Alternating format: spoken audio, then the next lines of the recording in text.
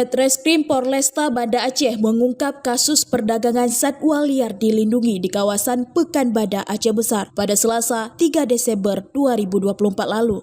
Polisi menyita barang bukti, sisik terenggiling, kulit kambing hutan, kepala rusa yang tanduknya telah dipotong, tanduk rusa, kulit kancil, paruh burung rangkong, sepeda motor, dan ponsel berbagai jenis.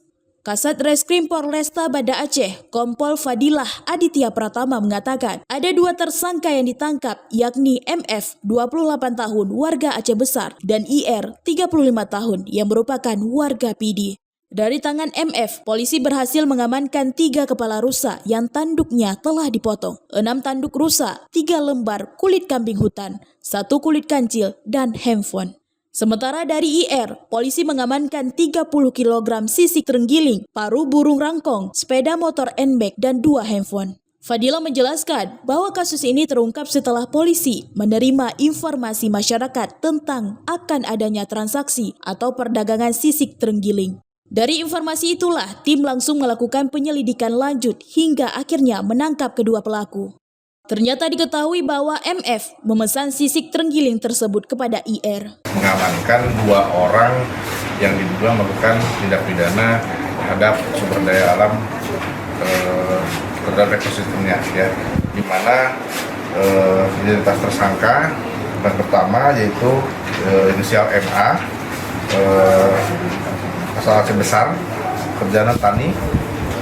Yang kedua TSK inisial IR, pekerjaan wira swasta, ya, alamat di PD.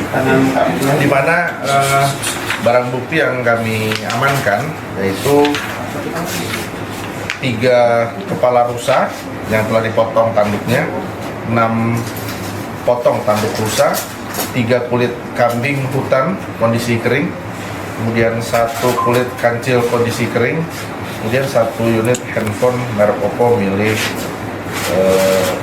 MA, ya, milik saudara MA.